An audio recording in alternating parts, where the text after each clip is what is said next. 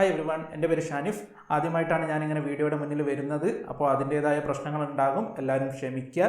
ക്ലാസ്സുകൾ ഇഷ്ടപ്പെടുകയാണെങ്കിൽ ലൈക്ക് ചെയ്യാൻ മറക്കരുത്. അതുപോലെ നിങ്ങളുടെ അഭിപ്രായങ്ങൾ കമൻറ്റ് ബോക്സിൽ രേഖപ്പെടുത്തുക. സബ്സ്ക്രൈബ് ചെയ്യാത്തവർ സബ്സ്ക്രൈബ് ചെയ്യുക. ഓക്കെ, അപ്പോൾ നമുക്ക് ഇന്നത്തെ ക്ലാസ്സിലേക്ക് പോകാം. ഇന്ന് നമ്മൾ പഠിക്കാൻ പോകുന്നത് നവോത്ഥാന നായകരെ കുറിച്ചാണ്. കേരളത്തിലെ നവോത്ഥാന നായകരെ കുറിച്ചാണ് ഇന്ന് നമ്മൾ പഠിക്കാൻ പോകുന്നത്. അതിൻ്റെ ഒരു വീഡിയോ നമ്മൾ ഇതിന് മുന്നേ ചെയ്തിട്ടുണ്ട്. അത് കാണാത്തവർക്ക് എന്ത് ചെയ്യാം, അത് ഡിസ്ക്രിപ്ഷനിൽ പോയി കാണാം. അപ്പോൾ നവോത്ഥാന നായകരെന്ന് പറയുമ്പോൾ നമുക്ക് ഒരുപാട് ബോറടിക്കുന്ന ഒരു ഭാഗമാണ് അല്ലെ. ഒരുപാട് കാര്യങ്ങൾ പഠിക്കാനുള്ളതുകൊണ്ട് തന്നെ ബോറടിക്കും, മറന്നുപോയി എല്ലാം ചെയ്യുന്ന ഒരു ഭാഗമാണ്. നമ്മൾ വൈസ്രോയിമാരെ പഠിച്ച പോലെ തന്നെ ട്രിക്സ് ഉപയോഗിച്ച് വളരെ എളുപ്പത്തിൽ കഥകളിലൂടെ പഠിക്കുകയാണ് ചെയ്യുന്നത്. അപ്പോൾ നിങ്ങൾ പ്രത്യേകം ശ്രദ്ധിക്കേണ്ട കാര്യം എന്താണെന്ന് വെച്ചാൽ, ഞാൻ ഈ പറയുന്ന കഥകൾ നിങ്ങൾ ജസ്റ്റ് കേട്ടാൽ മാത്രം പോരാ, അത് വിഷ്വലൈസ് ചെയ്യണം. നിങ്ങളുടെ മനസ്സിലേക്ക് അത് കൊണ്ടുവരണം. എന്നാൽ മാത്രമേ നിങ്ങൾക്ക് എന്ത് ചെയ്യുള്ളൂ, അത് ഓർമ്മയിൽ നിൽക്കുള്ളൂ. ഞാൻ പറയുന്ന എല്ലാ കാര്യങ്ങളും നിങ്ങൾ വിഷ്വലൈസ് ചെയ്യാൻ മറക്കരുത്. അപ്പോൾ ഇന്ന് നമ്മൾ പഠിക്കാൻ പോകുന്നത് വൈകുണ്ഠ സ്വാമികളെ കുറിച്ചാണ്. വൈകുണ്ഠ സ്വാമികളെ കുറിച്ചാണ് നമ്മൾ പഠിക്കാൻ പോകുന്നത്. അപ്പോൾ ഈ വൈകുണ്ഠ സ്വാമികൾ എന്ന് പറയുമ്പോൾ നമ്മൾ അതിനെ ഒരു ചിത്രത്തിലേക്കാക്കി മാറ്റണമല്ലേ. എല്ലാത്തിനെയും ചിത്രത്തിലേക്കാക്കിയിട്ടാണ് നമ്മൾ വിഷ്വലൈസ് ചെയ്യുന്നത്. അപ്പോൾ വൈകുണ്ഠ സ്വാമികൾ എന്ന് പറയുമ്പോൾ നിങ്ങൾ ഒരു വഴിയാണ് ഓർക്കേണ്ടത്. ഒരു വഴി, ഓക്കെ, ഒരു വഴി നിങ്ങൾ ഓർത്ത് വെക്കുക. ഈ വഴിയുമായിട്ട് കണക്ട് ചെയ്തിട്ട് നമ്മളൊരു കഥ ഉണ്ടാക്കും. ആ കഥ നിങ്ങൾ വിഷ്വലൈസ് ചെയ്താൽ മാത്രം മതി. എല്ലാം വളരെ ഈസി ആയിട്ട് നിങ്ങൾക്ക് ഓർത്ത് വെക്കാൻ പറ്റും. അപ്പോൾ നമുക്ക് കഥയിലേക്ക് പോകാം. നിശാനേരമാണ്. നിശാനേരമാണ്, എങ്ങും ഇരുട്ടാണ്. അപ്പോൾ നിങ്ങൾ വയലിനിടയിലൂടെയുള്ള ഒരു വഴിയിലൂടെ ഇങ്ങനെ നടന്നു പോവുകയാണ്. നിശാനേരത്ത് എങ്ങും ഇരുട്ടാണ്. നിങ്ങൾ വയലിനിടയിലൂടെയുള്ള വഴിയിലൂടെ ഇങ്ങനെ നടന്നു പോവുകയാണ്. നിങ്ങളൊരു മുണ്ടൊക്കെ ധരിച്ചിട്ടാണ് പോകുന്നത്. ഓക്കെ, നിങ്ങളൊരു മുണ്ട് ധരിച്ചിട്ടാണ് നിശാനേരത്ത് വയലിനിടയിലൂടെയുള്ള വഴിയിലൂടെ നടക്കുന്നത്. ഈ വഴി എന്ന് പറയുന്നത് ഒരു മുന്തിരിത്തോപ്പിലേക്കാണ് എത്തുന്നത്. നിങ്ങൾ മുന്തിരിത്തോപ്പിൽ പോയിട്ട് മുന്തിരി പറിക്കാൻ വേണ്ടി പോവുകയാണ്. അങ്ങനെ നിങ്ങൾ മുന്തിരിത്തോപ്പിലേക്ക് പോകുമ്പോൾ, നിശാനേരത്ത് ഇരുട്ടായ നേരത്ത് നിങ്ങൾ മുന്തിരിത്തോപ്പിലേക്ക് പോകുമ്പോൾ നിങ്ങളൊരു നിഴൽ കാണുകയാണ്. ആ വഴിയിൽ നിങ്ങളൊരു നിഴൽ കാണുകയാണ്. അങ്ങനെ നിഴൽ കണ്ട് നിങ്ങൾ നോക്കുമ്പോൾ മുടിയിൽ മുത്തു ചൂടിയ ഒരു വെളുത്ത പിശാചിനെയാണ് നിങ്ങൾ കാണുന്നത്. മുടിയിൽ മുത്തു ചൂടിയൊരു വെളുത്ത പിശാചിനെ നിങ്ങൾ കാണുകയാണ്. സാധാരണ മുടിയിൽ മുല്ലപ്പൂ ചൂടിയ എന്നാണ് നമ്മൾ പറയാം അല്ലേ. മുടിയിൽ മുല്ലപ്പൂ ആണ് ചൂടാറ്. എന്നാൽ ഇവിടെ മുടിയിൽ മുത്താണ് ചൂടിയെന്ന് ഓർത്ത് വെക്കുക. ആ മുത്ത് ചൂടിയ ഒരു വെളുത്ത പിശാചിനെയാണ് നിങ്ങൾ കാണുന്നത്. അങ്ങനെ നിങ്ങൾ പിശാചിനെ കണ്ടാൽ എന്താകും, പേടിച്ചു പോകും അല്ലേ. അങ്ങനെ നിങ്ങൾ ആ പിശാചിനെ കണ്ട് പേടിച്ചു പോയി. പക്ഷെ നിങ്ങൾക്ക് മുന്തിരിത്തോപ്പിൽ എത്തിയേ പറ്റുള്ളൂ. ഓക്കെ, മുന്തിരിത്തോപ്പിൽ എത്തിയേ പറ്റുള്ളൂ. നിങ്ങൾ എന്ത് ചെയ്തു, കണ്ണടച്ചങ്ങോട്ട് നടന്നു. ഓക്കെ, കണ്ണടച്ച് നടന്നു. അങ്ങനെ മുന്തിരിത്തോപ്പിലെത്തി. മുന്തിരിത്തോപ്പിലെത്തിയപ്പോൾ എന്ത് ചെയ്തു, നിങ്ങൾ മുന്തിരിയുടെ സ്വാദ് ആദ്യം ഒന്ന് നോക്കി അല്ലേ. നല്ല സ്വാദുള്ള മുന്തിരിയാണ്. അപ്പോൾ ആ മുന്തിരിയുടെ സ്വാദ് നിങ്ങളൊന്ന് ടെസ്റ്റ് ചെയ്ത് നോക്കി. എന്നിട്ട് നിങ്ങൾ എന്ത് ചെയ്തു, ആ മുന്തിരികൾ 6 കവറുകളിൽ സമമായിട്ട് നിറച്ചു എന്നോർത്ത് വെക്കുക. ഓക്കെ, ആ സ്വാദുള്ള മുന്തിരികൾ നിങ്ങൾ എന്ത് ചെയ്തു, 6 കവറുകളിൽ സമമായിട്ടാണ് നിറച്ചത്. അങ്ങനെ നിങ്ങൾ സമമായിട്ട് നിറച്ചിട്ടുള്ള മുന്തിരിയും കൊണ്ട് നിങ്ങൾ കടകളിൽ കൊണ്ടുപോയി കൊടുത്തു. അങ്ങനെ വേല ചെയ്തതിന് നിങ്ങൾക്ക് എന്ത് കിട്ടി, കൂലി കിട്ടി. നിങ്ങൾ വീട്ടിലേക്ക് തിരിച്ചുപോയി. ഇതാണ് ഒരു ചെറിയ കഥയാണ്. ഈ കഥ ഓർത്ത് വെച്ചാൽ നിങ്ങൾക്ക് വൈകുണ്ഠ സ്വാമികളെ കുറിച്ചുള്ള എല്ലാ കാര്യങ്ങളും വളരെ ഈസി ആയിട്ട് തന്നെ ഓർത്ത് വെക്കാം. ആദ്യം നമ്മൾ പറഞ്ഞ എന്താണ്, നിശാനേരം എന്നാണ് അല്ലേ. നിശാനേരം എന്നതിൽ നിന്ന് നിശാ പാഠശാലകൾ എന്ന് ഓർത്ത് വെക്കാം. നിശാ പാഠശാലകൾ സ്ഥാപിച്ച് വയോജന വിദ്യാഭ്യാസം എന്ന ആശയം ആദ്യം നടപ്പിലാക്കിയത് നമ്മുടെ വൈകുണ്ഠ സ്വാമികളാണ്.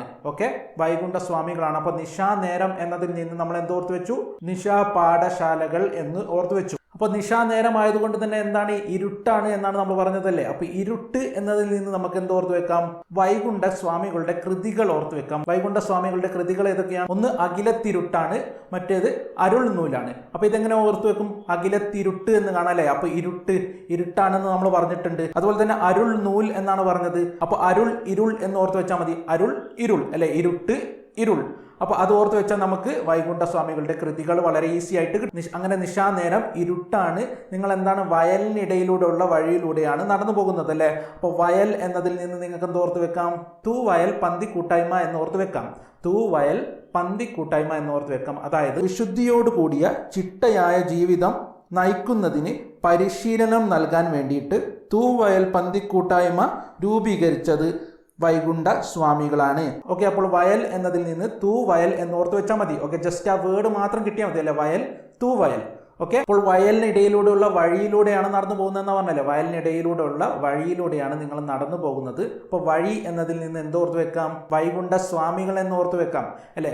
വൈകുണ്ഠ സ്വാമികളെ കുറിച്ചാണ് ഇത് പറയുന്നതെന്ന് ഓർത്ത് വെക്കാം. അതുപോലെ തന്നെ മറ്റൊരു കാര്യം കൂടി നമുക്ക് അതിൽ നിന്ന് ഓർത്ത് വെക്കാം. എന്താ, അയ്യാ വഴി എന്ന മതം സ്ഥാപിച്ചതും വൈകുണ്ഠ സ്വാമികളാണ്.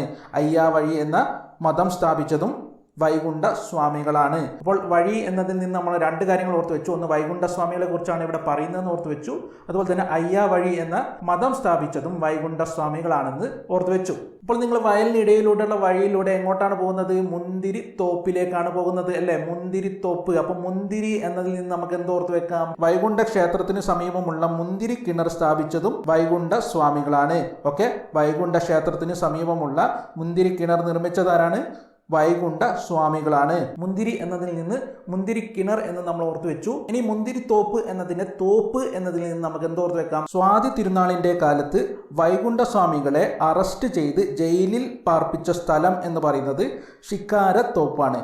ഓക്കെ, ശിക്കാരത്തോപ്പ് എന്ന് ഓർത്ത് വെക്കാൻ വേണ്ടി ജസ്റ്റ് തോപ്പ് എന്ന് മാത്രം ഓർത്ത് വെച്ചാൽ മതി.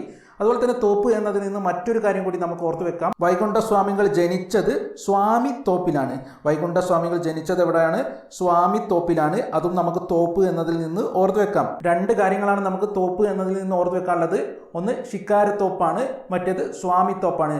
സ്വാമിത്തോപ്പ് എന്ന് പറയുന്നത് വൈകുണ്ഠ സ്വാമികൾ ജനിച്ച സ്ഥലമാണ്. ശിക്കാരത്തോപ്പ് എന്ന് പറഞ്ഞത് വൈകുണ്ഠ സ്വാമികളെ ജയിലിൽ അടച്ച സ്ഥലമാണ്. ഇനി നിങ്ങൾ ആ വഴിയിലൂടെ നടന്നു പോകുമ്പോൾ എന്താണ് കണ്ടതെന്ന് പറഞ്ഞത്? ഒരു നിയലാണ് നിങ്ങൾ കണ്ടത് അല്ലെ. നിയൽ കണ്ടിട്ടാണ് നിങ്ങൾ പേടിച്ചു പോയത്. അപ്പോൾ നിയൽ എന്നതിൽ നിന്ന് നമുക്ക് എന്തോർത്ത് വെക്കാം? വൈകുണ്ഠ സ്വാമികൾ സ്ഥാപിച്ച ക്ഷേത്രം അറിയപ്പെടുന്നത് നിയൽ താങ്കൽ എന്നാണ്. വൈകുണ്ഠ സ്വാമികൾ സ്ഥാപിച്ച ക്ഷേത്രം അറിയപ്പെടുന്നത് നിയൽ താങ്കൽ എന്നാണ്. അപ്പോൾ നിയൽ എന്നതിൽ നിന്ന് നിയൽ താങ്കൽ എന്നോർത്ത് വെച്ചു. നിങ്ങൾ നിയൽ കണ്ടു നോക്കിയപ്പോൾ കണ്ടത് മുടിയിൽ മുത്ത് ചൂടിയിട്ടുള്ള ഒരു വെളുത്ത പിശാചിനെയാണ് അല്ലെ. അപ്പോൾ മുടിയിൽ എന്നതിൽ നിന്ന് നമുക്ക് മുടി ചൂടും പെരുമാൾ എന്നോർത്ത് വെക്കാം. മുടി ചൂടും പെരുമാൾ, അതായത് വൈകുണ്ഠ സ്വാമികളുടെ ആദ്യകാല നാമമാണ് മുടിച്ചൂടും പെരുമാൾ. മുടിയിൽ എന്നതിൽ നിന്ന് മുടിച്ചൂടും പെരുമാൾ എന്ന് നമ്മൾ ഓർത്തു വെച്ചു. മുടിയിൽ എന്താണ് ചൂടിയത്? മുത്താണെന്നാണ് പറഞ്ഞത്. അപ്പോൾ മുത്ത് എന്നതിൽ നിന്ന് വൈകുണ്ഠ സ്വാമികൾ പിന്നീട് സ്വീകരിച്ച നാമമാണ് മുത്തുക്കുട്ടി എന്ന് ഓർത്തു വെക്കാം. വൈകുണ്ഠ സ്വാമികൾ പിന്നീട് സ്വീകരിച്ച നാമം മുത്തുക്കുട്ടി. അതുപോലെ തന്നെ വൈകുണ്ഠ സ്വാമികളുടെ ആദ്യകാല നാമം എന്നറിയപ്പെടുന്നത് മുടിച്ചൂടും പെരുമാൾ എന്നാണ്. മുടിയിൽ മുത്ത് ചൂടിയ വെളുത്ത പിശാചിനെയാണ് നമ്മൾ കണ്ടതല്ലേ. അപ്പോൾ വെളുത്ത പിശാച് എന്നതിൽ നിന്ന് നമുക്ക് ഓർത്തു വെക്കാനുള്ളത്, ബ്രിട്ടീഷ് ആധിപത്യത്തെ വെളുത്ത പിശാച് എന്ന് വിശേഷിപ്പിച്ചത് വൈകുണ്ഠ സ്വാമികളാണ്. ബ്രിട്ടീഷ് ആധിപത്യത്തെ വെളുത്ത പിശാച് എന്ന് വിശദീകരിച്ചത് വൈകുണ്ഠ സ്വാമികളാണ്. അപ്പോൾ നിങ്ങൾ ആ വെളുത്ത പിശാചിനെ കണ്ട് പേടിച്ചു എന്നാണ് പറഞ്ഞത്. കണ്ട് പേടിച്ചു. കണ്ട് എന്നതിന് ഇംഗ്ലീഷ് നമുക്കറിയാം. കണ്ട് എന്നതിൻ്റെ ഇംഗ്ലീഷ് എന്താണ്? സി എന്നാണ്.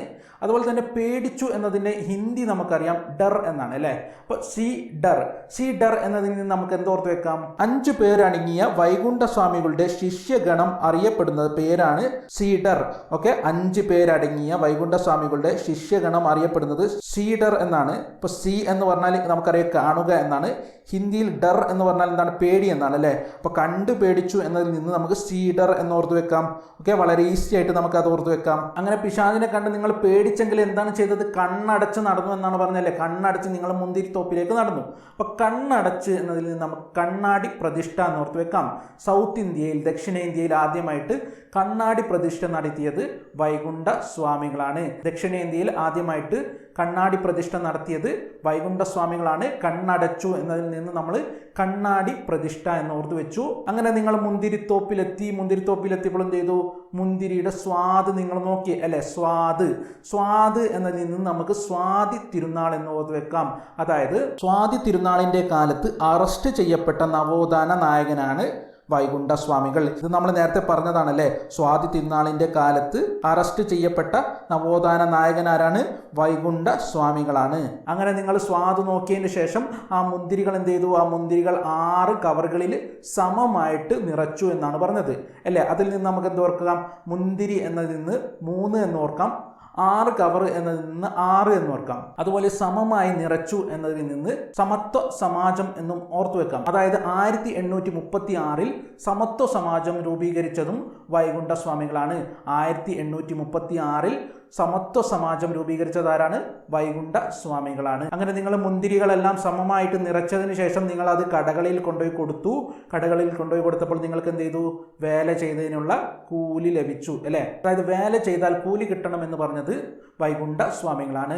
വേല ചെയ്താൽ കൂലി കിട്ടണമെന്ന് പറഞ്ഞത് ആരാണ്? വൈകുണ്ഠ സ്വാമികളാണ്. ജസ്റ്റ് ഇത് നിങ്ങൾ എന്ത് ചെയ്യുക? ഇതൊരു കഥയായിട്ട് വിഷ്വലൈസ് ചെയ്ത് ഈസി ആയിട്ട് പഠിച്ചു വെച്ചാൽ മതി.